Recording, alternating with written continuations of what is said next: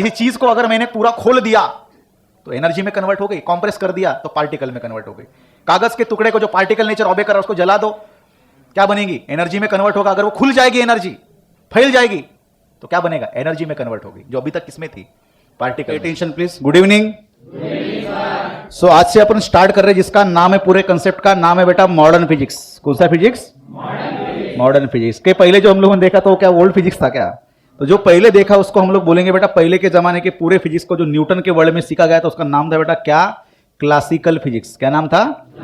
और जो यहां से मतलब प्लैंक्स के जमाने से मतलब 1900 के बाद मतलब 20वें शताब्दी में जो भी इन्वेंशन हुए, जो भी हम लोगों ने काम किया, जो भी वहां पे रिजल्ट्स निकले, उस सारे कंसेप्ट को बोला जाता है क्या? Modern physics.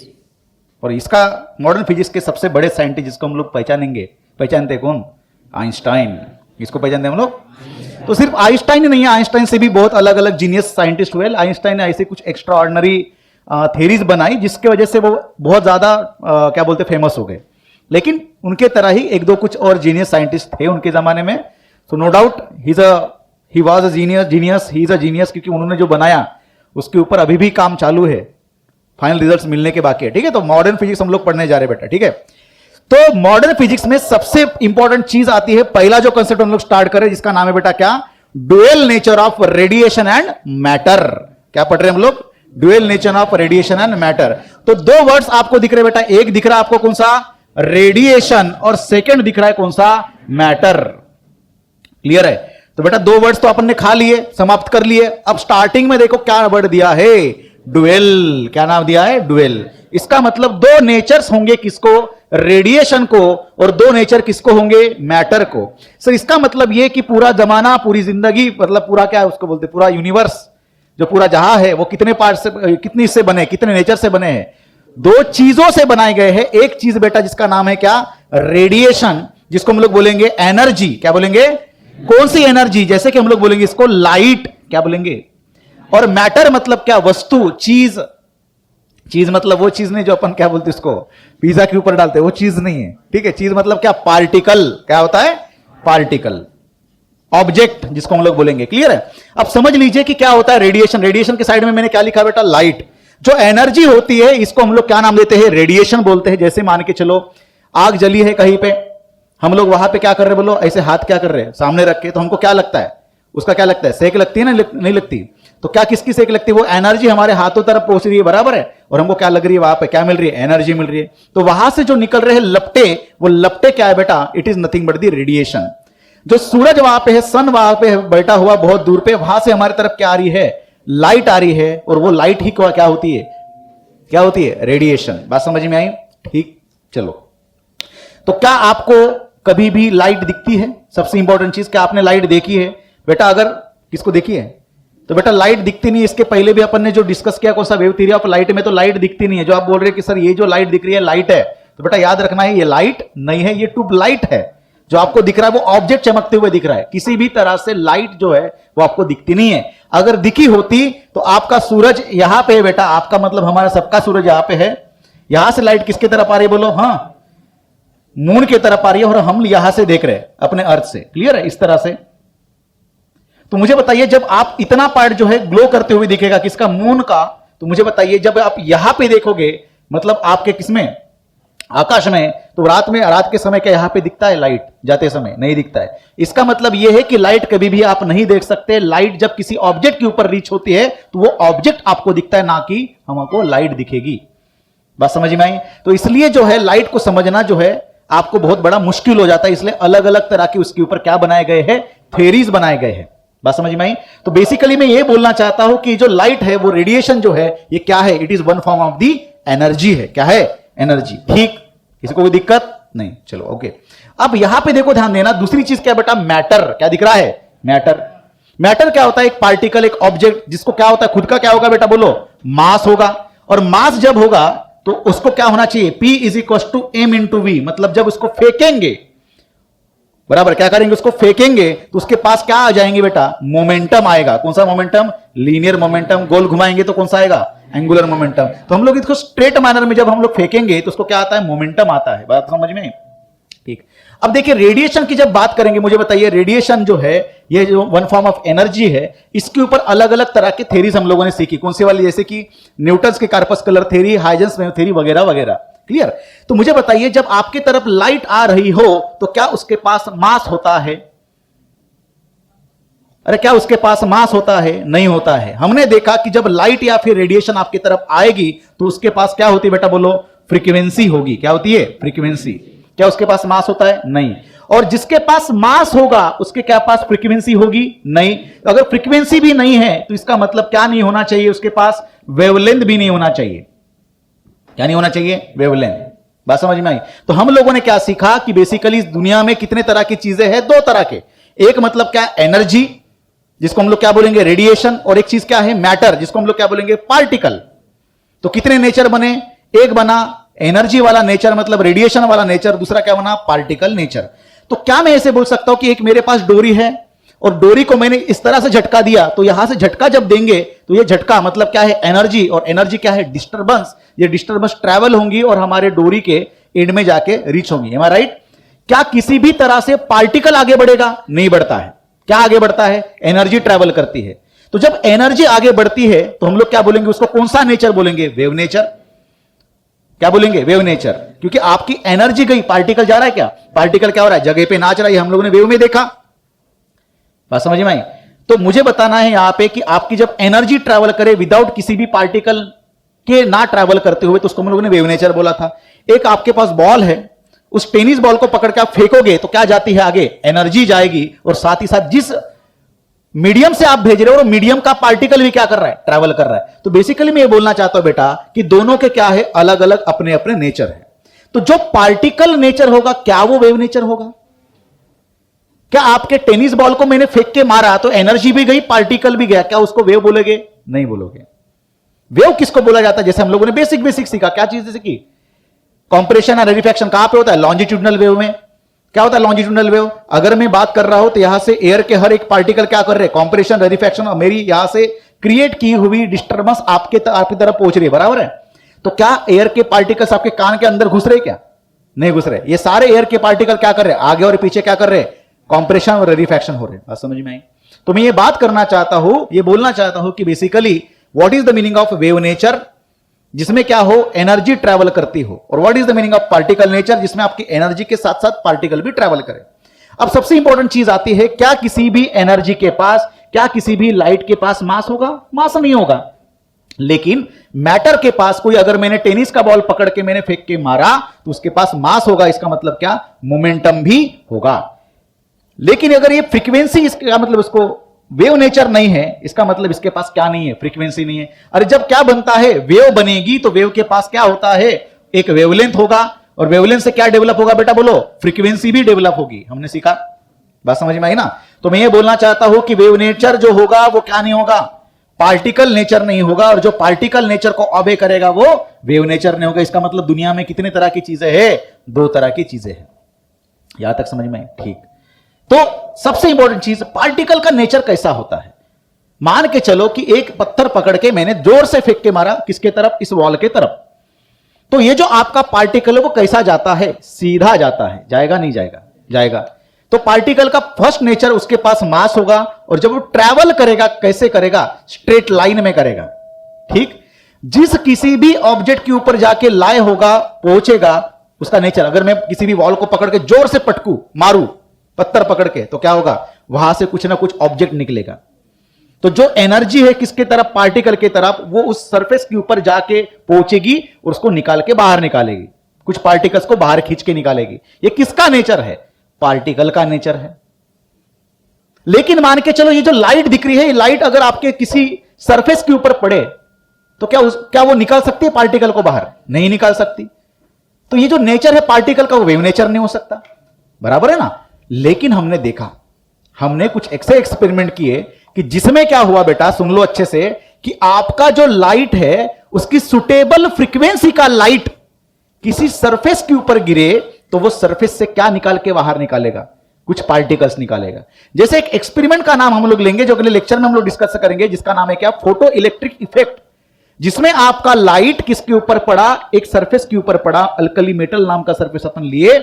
सुटेबल फ्रीक्वेंसी का लाइट वहां पे रीच हुआ और उसने किसको पकड़ के बाहर निकाला? इलेक्ट्रॉन को। तो किसी भी सरफेस के ऊपर रीच होना और उसको पकड़ के बाहर निकालना है, किसका नेचर है? पार्टिकल का है या वेव का है? लेकिन ऐसा कौन कर रहा है? वेव कर रहा है। वेव मतलब कौन है? रेडिएशन। रेडिएशन मतलब कौन है? लाइट। तो लाइट की तरह बिहेव करेगा, नो डाउट। उसके पास फ्रीक्वेंसी है तो वह ये क्या करेगा? Wave nature. लेकिन किसी भी ऑब्जेक्ट के ऊपर, सरफेस के ऊपर लाई होके, रीच होके, वहां से किसी ऑब्जेक्ट को निकालना, पार्टिकल को बाहर खींचना, ये किसका नेचर है? पार्टिकल का नेचर है। इसका मतलब ये कि इस रेडिएशन के पास, इस रेडिएशन की तरफ कितने नेचर होने चाहिए? दो नेचर। कौन सा नेचर? इसका मतलब लाइट कैसे बिहेव कर रहा है? हाँ बोलो। रेडिएशन मतलब wave nature as well as कौन सा नेचर? Particle nature. बहुत बढ़िया। अब आगे, जो पार्टिकल आपका दिख रहा हो वो पार्टिकल स्ट्रेट लाइन में जाता है, और जो स्ट्रेट लाइन में नहीं जाता है, क्या उसके पास फ्रीक्वेंसी? स्ट्रेट लाइन में जाता है, उसके पास फ्रीक्वेंसी होगी? अरे कैसे होगी बेटा? सीधी अगर लाइन मैंने खींची तो उसके पास ना वेवलेंथ होगा, ना लैम्बडा होगा, ना कुछ एफ होगा। लेकिन हम लोगों ने यह भी एक्सपेरिमेंट किया। हमने देखा कि पार्टिकल के जगह पे हम लोगों ने क्या रखा? छोटे छोटे इलेक्ट्रॉन्स लिए। और जो हमने देखा वाला कौन सा वाला एक्सपेरिमेंट? लाइट को पकड़ के हम लोगों ने एक एक्सपेरिमेंट किया। कौन सा वाला? Young double slit experiment. उसी तरह से हम लोगों ने क्या किया था? डिफ्रैक्शन वाला एक्सपेरिमेंट। उस तरह से देखा तो क्या देखा? उस एक्सपेरिमेंट में प्रूफ हुआ कि आपके इलेक्ट्रॉन जो है वो डिफ्रैक्शन पैटर्न को दिखाते हैं। हमने एक्सपेरिमेंट किया और थ्योरेटिकली भी देखा। पहले तो थ्योरेटिकल देखा, कौन सी चीज? By using A de Broglie hypothesis. तो डी ब्रॉय के कंसेप्ट से क्या बोला गया है? मैटर जो है, जो पार्टिकल है, उसको भी क्या होता है? वेवलेंथ होता है। अगर आप टेनिस का बॉल पकड़ के फेंको तो उसके पास भी क्या होगा? वेवलेंथ होगा। और ये हम लोग देखेंगे आगे। इसका मतलब ये कि जिस पार्टिकल को मास है, यही मतलब क्या है? पार्टिकल नेचर को ओबे कर रहा है। लेकिन आगे जाने के बाद, कुछ समय के बाद क्या होगा बोलो? कुछ समय के बाद क्या होगा बोलो? कि ये इसको वेवलेंथ अगर आ जाए, इसका मतलब इसको कौन सा नेचर है? वेव नेचर भी है। इसका मतलब जो मैटर है वो मैटर की तरह बिहेव करेगा ही, लेकिन अगर वेवलेंथ आ जाए तो किसकी तरह बिहेव करेगा? इसका मतलब ये कि रेडिएशन को कौन सा नेचर है? Wave nature as well as particle nature, मतलब डुअल नेचर। और इस मैटर को कितना नेचर है? दोनों भी नेचर। एक कौन सा? Particle nature as well as wave nature. तो पहले हम लोग क्या प्रूफ करेंगे बताइए? इस रेडिएशन को, मतलब लाइट को, क्या प्रूफ करना पड़ेगा? पार्टिकल नेचर है ऐसा प्रूफ करना पड़ेगा। क्योंकि हमने इसको पहले क्या सीखा? ऑलरेडी क्या जाना कि आपका, हमारा लाइट क्या है? वेव नेचर ऑबे करता है। तो ये किसने बताया? हम लोगों ने क्या डिस्कस किया था? 1675 में न्यूटन साहब ने क्या बोला था कि लाइट बेटा क्या है?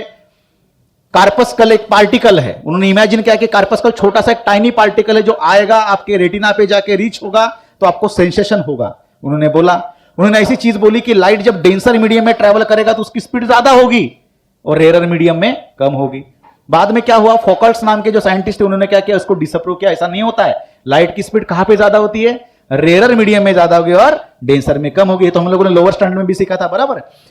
फिर बिल्कुल 3 महीने में, देखो ये समय कौन सा है? 1600 का समय दिख रहा है बेटा। 1700 सेंचुरी की समय की बात है, 300 साल पहले, बराबर है। हाइजन साहब ने बोला हट, न्यूटन साहब को मैं डिसअप्रूव करता हूं, मैं एक अलग सी थ्योरी देता हूं। जिस थ्योरी का नाम क्या था बेटा बोलो? Huygens wave theory of light. इसके ऊपर तो पूरा चैप्टर बेस है, अपन ने देखा। ठीक, उसके बाद 200 सालों के बाद आसपास में कौन आए? मैक्सवेल साहब आए। और मैक्सवेल साहब ने क्या दिया? इलेक्ट्रोमैग्नेटिक। क्योंकि हाइजन साहब ने क्या बोला था? लाइट ट्रैवल करेगा कहां पे? स्पेस में भी। क्योंकि वेव जब बनती है तो वेव को क्या लगता है? मीडियम लगेगा ना। आप ऐसे पकड़ के आप ऐसे ऐसे करोगे तो एनर्जी थोड़ी ट्रैवल होगी। आपके हाथ में क्या चाहिए? डोरी चाहिए। तो आप क्या करोगे? वाइब्रेशन क्रिएट करोगे। वो वाइब्रेशन ही क्या है? एनर्जी, बराबर है। अगर मैं यहां पे बोल रहा हूं, अगर यहां पे मान के चलो मीडियम ही नहीं है, एयर ही नहीं है, तो साउंड ट्रैवल करेगा क्या? तो वेव जाने के लिए क्या चाहिए बेटा? मीडियम चाहिए। तो किसी ने पूछा होगा हाइजन साहब को कि सर बताइए, लाइट अगर आप वेव नेचर बोल रहे हो तो उसको क्या लगना चाहिए? मीडियम चाहिए ना। तो उन्होंने बोला था कौन सी चीज? कि हमारे स्पेस में क्या है? एक हाइपोथेटिकल मीडियम है, इमेजिनरी, जो आप नहीं देख सकते, हम लोग नहीं देख सकते, समझ भी नहीं सकते। उस हाइपोथेटिकल मीडियम का नाम उन्होंने क्या नाम दिया था? ल्यूमिनीफेरस ईथर। क्या नाम दिया था? ल्यूमिनीफेरस ईथर। ऐसा एक हाइपोथेटिकल मीडियम जहां से लाइट ट्रैवल करती है। कुछ सालों के बाद मिचेल्सन एंड मोजलेस, उन्होंने क्या किया? उसको डिसअप्रूव किया। ऐसे इस तरह की कोई चीज होती नहीं है, आप इस तरह की चीजें मत बताइए। फिर सबसे बड़ा क्वेश्चन मार्क 200 सालों तक यही था कि लाइट तो वेव की तरह बिहेव करती है, लेकिन स्पेस में जहां पे कुछ है ही नहीं वहां से कैसे ट्रैवल करेगी। फिर 200 साल के बाद बहुत ही ब्रिलियंट और बहुत ही जबरदस्त और बहुत ही जिनका इमेजिनेशन पावर इतना जोरदार था, मेरे फेवरेट, इनका नाम था क्या, मैक्सवेल। तो मैक्सवेल साहब आए, उन्होंने क्या नाम दिया, मैक्सवेल्स इलेक्ट्रोमैग्नेटिक का कंसेप्ट दिया। इलेक्ट्रिक फील्ड और मैग्नेटिक फील्ड को जरूरी नहीं कि मीडियम ही रहे, वो स्पेस में भी क्या हो सकता है, डेवलप हो सकता है। तो उन्होंने बोला कि जो लाइट आपकी तरफ पहुंच रही है, जो रेडिएशन आपकी तरफ आ रहे हैं, वो कौन से फॉर्म में आ रही है, इलेक्ट्रिक और मैग्नेटिक फील्ड के फॉर्म में आ रही है, बराबर है। और उन्होंने बोला कि इलेक्ट्रोमैग्नेटिक वेव होती है, इसलिए हम लोग बोलते हैं कि light is in the form of electromagnetic wave. ठीक, फिर 40 सालों के बाद 1905 में आइंस्टाइन ने क्वांटम थ्योरी का कंसेप्ट रखा। ठीक, ये क्वांटम थ्योरी का कंसेप्ट जो एक्सटेंडेड मैनर था, किनका था, प्लैंक साहब का। तो प्लैंक साहब आए थे, प्लैंक ने रखा कौन सा, क्वांटाइजेशन का कंसेप्ट, और क्वांटम थ्योरी रखी और उसको एक्सटेंडेड करके किसने बताया, आइंस्टाइन साहब ने बोला। आइंस्टाइन बोले कि प्लैंक साहब सही कर रहे हैं कि जो लाइट है, ये लाइट किसके तरह बिहेव कर रही है, एक लाइट जो है उसको उन्होंने क्या नाम दिया, क्वांटा। क्या नाम दिया, क्वांटा। अभी तक वेव ये जो फॉर्म होता है, वेव का कंसेप्ट ये कंटिन्यूअस फॉर्म है बेटा, क्लियर। उन्होंने बोला ये कौन सा फॉर्म है, डिस्क्रीट फॉर्म है, सेपरेट सेपरेट चीजें होंगी। लाइट जो है वेव की तरह बिहेव नहीं करती है, वो किसके तरह बिहेव करेगी, पार्टिकल के तरह बिहेव करेगी। और सिंगल पार्टिकल, एक इमेजिनरी पार्टिकल का नाम प्लैंक साहब ने रखा था क्या, क्वांटा। और बाद में जाके आइंस्टाइन साहब ने उसका नाम रखा क्या, फोटॉन। क्या नाम रखा, और फोटॉन उन्होंने नाम रखा। और photon is what, it is a packet of energy. और बहुत सारे अगर फोटॉन्स होंगे तो उसको क्या नाम देंगे, फोटॉन्स बोलेंगे। ठीक, तो यहां पे आइंस्टाइन ऐसे इंसान थे, ऐसे साइंटिस्ट, उन्होंने बोला कि एक क्या होगी, एक पैकेट ऑफ एनर्जी होगी जिसको अपन ने क्या नाम देंगे, बोलो, फोटॉन बोलेंगे। क्या नाम बोलेंगे, फोटॉन। और what is the meaning of photon, photon के पास एक इमेजिनरी पैकेट ऑफ एनर्जी है जिसके अंदर क्या भरी है, एनर्जी भरी है। ठीक, यहां तक समझ में आया। अब सबके मन में क्वेश्चन आ रहा होगा कि सर इसके पास फिर मास होना चाहिए, इसके पास मास होना चाहिए, क्योंकि हम लोग क्या प्रूफ करने जा रहे हैं, हम लोग रेडिएशन को, जो ऑब्वियसली पहले क्या ऑबे कर रहा था अभी तक, ये सारे साइंटिस्ट क्या बोल रहे थे, बोलो, वेव नेचर है। और इस वेव नेचर को हम लोग रेडिएशन को क्या फॉलो करना, प्रूफ करने जा रहे हैं, बोलो, पार्टिकल नेचर। कौन सा नेचर, तो सबसे इंपॉर्टेंट चीज आती है कि जब पार्टिकल नेचर होगा तो उसको क्या होना चाहिए, मास होना चाहिए। और साथों साथ क्या होना चाहिए, मास अगर होगा तो क्या होगा, मोमेंटम होगा ना। भाई उन्होंने क्या बोला, ऐसा फोटॉन जिसका मास ही नहीं है, ऐसा एक इमेजिनरी पैकेट ऑफ एनर्जी जिसके पास मास नहीं है। अगर मास ही नहीं है तो मोमेंटम रहेगा क्या, मास रहेगा तो मोमेंटम रहेगा क्या, फिर हम लोग कैसे उसको प्रूफ करेंगे ये पार्टिकल लेकर के। यही तो है कंसेप्ट हमको सीखना है इस चैप्टर में, बात समझ में आई। तो पूरे कंसेप्ट में हम लोग पहले तो आज यही सीखेंगे बेटा, कौन सी चीज, कि हम लोग पार्टिकल को, इस ऑब्जेक्ट को, इस जिसको हम लोगों ने क्या नाम दिया, फोटोन, इसको क्या होना चाहिए, मोमेंटम। यदि हम लोगों ने आज के लेक्चर में यह प्रूफ कर दिया कि ये जो पार्टिकल जो दिख रहा है, फोटोन जिसको नाम दिया, इसको अगर मोमेंटम मिल जाए, इसका मतलब हमारी वेव नेचर ही क्या ऑबे करेगा, पार्टिकल नेचर को ऑबे करेगा। ठीक, और आगे जाने के बाद कुछ 20 सालों के बाद डिब्रॉय ने, जिसका स्पेलिंग, जिनका स्पेलिंग डिब्रोगली लिखा जाता है, लेकिन प्रोनाउंस कैसे करना है, डिब्रॉय। और इन्होंने एक हाइपोथेसिस दी और उन्होंने प्रूफ किया बेटा, कौन सा, duality, that is dual nature. और इन्होंने प्रूफ करके दिया कि आपका जो पार्टिकल है, इसको भी कितने नेचर है, 2, इसको भी वेव होगा। और बाद में हम लोगों ने मान लिया कि इस दुनिया में कितने तरह की चीजें हैं, एक ही है, जो वेव है वही हमारी क्या है, पार्टिकल है, और जो पार्टिकल वही क्या है, और जो वेव है तो वह वेव है ही, और जो पार्टिकल है वो पार्टिकल है ही। बात समझ में आई। किसी चीज को अगर मैंने पूरा खोल दिया तो एनर्जी में कन्वर्ट हो गई, कॉम्प्रेस कर दिया तो पार्टिकल में कन्वर्ट हो गई। कागज के टुकड़े को जो पार्टिकल नेचर ऑबे कर रहा है उसको जला दो, क्या बनेगी, एनर्जी में कन्वर्ट होगा। अगर वो खुल जाएगी, एनर्जी फैल जाएगी, तो क्या बनेगा, एनर्जी में कन्वर्ट होगी, जो अभी तक किसमें थी, पार्टिकल में थी। बात समझ में आ रही है, क्या बोलना चाहते हो, क्लियर है। तो बेटा अभी तो हम लोग एक काम करेंगे कि क्या प्रूफ करेंगे, बोलो, फोटोन को प्रूफ करेंगे कि फोटोन क्या चीज है, फोटोन के पास कैसा है। तो फोटोन के कुछ जो प्रॉपर्टीज हमको पहले सीखना पड़ेगा। तो क्वांटम मैकेनिक्स में प्लैंक साहब ने कंसेप्ट दिया था बेटा कि जो आपका फोटोन है, it is nothing but the packet of energy. इसके अंदर ही क्या भरी है, बहुत सारी एनर्जी। उस एनर्जी का क्या है, खुद की फ्रीक्वेंसी। जितनी फ्रीक्वेंसी कम, उतनी एनर्जी पैकेट में कम। जितनी फ्रीक्वेंसी ज्यादा उतनी ज्यादा। थोड़ी देर के लिए इमेजिन करिए कि सर ये जो फोटोन है यही आपका लाइट का पार्टिकल है क्या? तो बिल्कुल हां। ये सर दिखता क्यों नहीं है? क्योंकि ये तब तक दिखेगा नहीं जब तक ये फूटेगा नहीं। तो ऐसा इमेजिन करिए, it is nothing but the packet of energy. आप जो इसमें होली के दिन खेलते हो, पता है ये होता है बलून, जिसके अंदर क्या भरा होता है? बहुत सारा कलर भरा होता है। जब बलून ट्रैवल करेगा, पार्टिकल नेचर में ट्रैवल करेगा, और जब किसी सरफेस के ऊपर जाके गिरेगा तो फूटेगा, फूटने के बाद ही कलर निकलेगा। उसी तरह से जब सन से लाइट निकल रहा है, this all lights are in the form of photon. What is the photon? Is the packet of energy.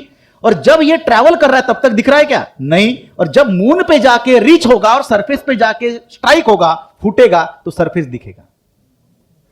ये पूरा इमेजिनेशन का खेल है। आ रही बात समझ में? तो इसके अंदर क्या भरा है? कलर। और कलर किसको इंडिकेट करता है? फ्रीक्वेंसी। जितनी ज्यादा फ्रीक्वेंसी उतनी ज्यादा एनर्जी। तो स्पेक्ट्रम क्या बोलता है? बोलो। रेड लाइट और ब्लू लाइट दोनों में से किसके पास एनर्जी ज्यादा है? वॉयलेट के पास, मतलब ब्लू के पास, या रेड के पास? वॉयलेट के पास। अल्ट्रा वॉयलेट रेडिएशन भूल गए क्या? स्पेक्ट्रम। और रेड क्या हमारा? इंफ्रारेड। रेड के बाद क्या आता है? इंफ्रारेड। बराबर है ना? इसके पास फ्रीक्वेंसी कैसी है? कम, एनर्जी भी कम। ब्लू के पास फ्रीक्वेंसी ज्यादा, एनर्जी ज्यादा। ब्लू के बाद क्या आता है? वॉयलेट। वॉयलेट के बाद क्या आता है? Ultra violet. बराबर है? धूप में जाके अगर देखो अल्ट्रा वायलेट रेडिएशन से क्या खराब होंगे? आंखें खराब हो जाएंगी। लेकिन इंफ्रारेड जो है इतनी कम फ्रीक्वेंसी होती है और लॉन्गेस्ट वेवलेंथ होगा। अगर आंखों के सामने पकड़ के बटन भी दबाओ, किसका? रिमोट का। कौन सा रिमोट? टीवी का रिमोट। टीवी के रिमोट के सामने क्या होता है बेटा? लाल वाला एलईडी होता है ना। तो वहां से कौन से रेज निकलते हैं? इंफ्रारेड रेडिएशन निकलते हैं। उसके में अंदर कौन सा सेंसर होता है? IR sensor. आईआर का मीनिंग है इंफ्रारेड। तो आंखों के सामने पकड़ के अगर बटन दबाओ, टॉक टॉक टॉक टॉक, तो भी आंखों को कुछ होगा क्या? फिर धूप में जाके गर्मी के दिन देखो ऐसे करके, अल्ट्रा वायलेट रेडिएशन तुम्हारे आंखों को खराब कर देगा। पूरा तुम्हारी जो विजन है पूरी खत्म हो सकती है। इसका मतलब ये बोलना चाहता हूं उसके इसका वेवलेंथ कैसा होगा? ये ब्लू और ये रेड, फ्रीक्वेंसी किसकी ज्यादा? ब्लू की ज्यादा। इसकी फ्रीक्वेंसी ठीक। यदि मैं ऐसे बोलता हूं ये ब्लू वाला पैकेट है, तो इसके पास एनर्जी कैसी होगी? मतलब इसके पास अंदर जो भरी है एनर्जी, उसकी फ्रीक्वेंसी कैसी होगी? बात समझ में आई? चलो मैं बोल रहा हूं कि दोनों भी रंग आपके तरफ बढ़ रहे हैं, तो दोनों की वेलोसिटी कैसे होंगे? सेम। भेदभाव नहीं करता बेटा। जब आपके सारे लाइट, व्हाइट लाइट आ रहा है कौन सा? सन से, तो उसके अंदर कितने कलर छुपे? 7। तो सातों कलर के अलग अलग क्या होंगे? फ्रीक्वेंसी अलग अलग क्या होगा? वेवलेंथ। सभी की वेलोसिटी कैसी होगी? सेम। बात समझ में आ रही है? चलो, तो ये है बेटा आपका फोटोन। ठीक। हमको क्या प्रूफ करना है? फोटोन के पास क्या है? एनर्जी है। और ये जो एनर्जी है बेटा, ये प्लैंक साहब ने दी कितनी? h into new. कितनी दी? h into new. ठीक है। अपन क्लासिकल फिजिक्स में फ्रीक्वेंसी को याद करते थे किससे डिनोट करते थे? f से। मॉडर्न फिजिक्स में हम लोग इसको इस तरह से डिनोट करेंगे, इसको बोलेंगे बेटा न्यू। और what is the meaning of h? h is a Planck's constant. क्या बोलेंगे? h। ठीक। इसके अपनी वैल्यू है, सब कुछ अपन लिखते जाएंगे धीरे धीरे, पहले समझ लीजिए प्लैंक्स कांस्टेंट क्या है। ठीक है। अब तो ये दी, तो एनर्जी किसी भी फोटोन के पास कितनी होगी? h इंटू न्यू होगी। न्यू मतलब क्या है? फ्रीक्वेंसी। तो फ्रीक्वेंसी बढ़ते जाएगी, एनर्जी बढ़ते जाएगी। फ्रीक्वेंसी घटते जाएगी, एनर्जी भी घटते जाएंगी। बात समझ में आई? ठीक है। Okay sir, no doubt. ठीक है। अब ये जो है कौन? फोटोन। इस फोटोन के अपने को देखने बेटा प्रॉपर्टीज। पहली तो प्रॉपर्टी समझ लीजिए, source of energy emit the radiation in the form of photons which is packet of energy, जो मैंने अभी बात की। ठीक। Photons travel in a straight line with A speed of light. मैंने पहले बोला कि फोटोन क्या है बेटा? एक ऐसा पैकेट ऑफ एनर्जी जिसको हमने क्या नाम दिया अभी से? पार्टिकल। अब जब मान ही लिया है कि पार्टिकल है, तो पार्टिकल नेचर को ऑबे तो करेगा ही ना भाई। कैसे जाएगा? सीधे डायरेक्शन में जाएगा। बहुत बढ़िया सर। आगे, energy of photon depends upon its frequency and does not change with change in medium. किसी भी तरह से फोटोन की जो है क्या, फोटोन का क्या फ्रीक्वेंसी के ऊपर क्या डिपेंड करेगा? उसकी एनर्जी। अभी बात की है फ्रीक्वेंसी चेंज, एनर्जी चेंज। बात समझ में? ठीक है। लेकिन आगे क्या बोलते हैं? कलर का लाइट निकला ग्लास में घुसा, रेड का क्या ग्रीन बनता है क्या? क्या बनेगा? रेड का रेड ही रहेगा। इसका मतलब याद रखना बेटा, उसकी जो है क्या फ्रीक्वेंसी चेंज नहीं होगी, भले उसकी क्या चेंज हो जाए? वेवलेंथ चेंज हो जाए, भले उसकी वेलोसिटी चेंज हो जाए, लेकिन क्या चेंज होता? फ्रीक्वेंसी। और ये हम लोगों ने कहां पे सीखा था? याद होगा, रिफ्रैक्शन ऑफ लाइट में। रिफ्रैक्शन ऑफ लाइट में क्या देखा हम लोगों ने? Whenever light is travelling from one medium to another medium, its frequency not change. ठीक है।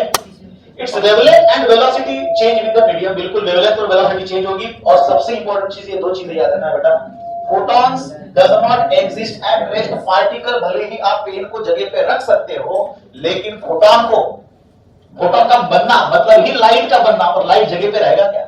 लाइट हमेशा क्या होता है, ट्रैवल ही होगा जैसे ही वो बनता है। रेडिएशन को आप नहीं संभाल के रख सकते।